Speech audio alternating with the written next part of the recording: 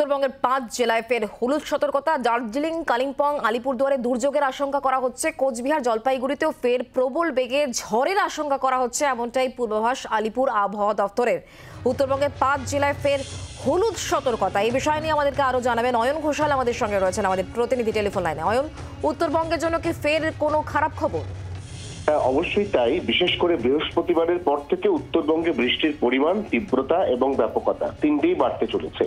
আমরা জানি যে উত্তরবঙ্গের ময়নাগুড়ি এবং আলিপুরদুয়ারে নেপাল থেকে উৎপত্তি হওয়া টর্নেডো 75 কিলোমিটার বেগে আছড়ে পড়েছিল এবং এখনো পর্যন্ত বিভিন্ন দুর্গত জায়গা, প্রত্যন্ত জায়গাতে ত্রাণ এবং উদ্ধার কাজ এগুলি সঠিকভাবে পৌঁছানোর কাজ শেষ করা যায়নি। সেই কাজ এখনো চলছে প্রশাসনিক স্তরে।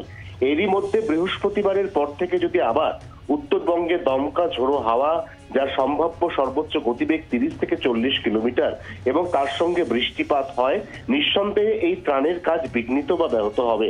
উত্তরবঙ্গে যখন এই অবস্থা, তখন দক্ষিণবঙ্গে নতুন করে জারি হয়েছে তাপপ্রবাহের সতর্কতা। তার কারণ আজকে ইতিমধ্যেই তাপপ্রবাহের কবলে পড়েছে পশ্চিম বর্ধমান, বাঁকুড়া, পুরুলিয়া।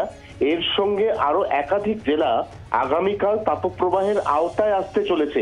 তার মধ্যে রয়েছে 2 বর্ধমান, 2 মেদিনীপুর, ঝাড়গ্রাম এবং বীরভূম। অর্থাৎ একদিকে উত্তরবঙ্গে বৃষ্টির ভ্রুকুটি এবং একদিকে দক্ষিণবঙ্গে তাপপ্রবাহের সতর্কতা। সব মিলিয়ে মিশ্র আবহাওয়া এই মুহূর্তে গোটা বঙ্গে। বাংলার আওয়াজ, বাঙালির আবেগ, জি 24 ঘন্টা।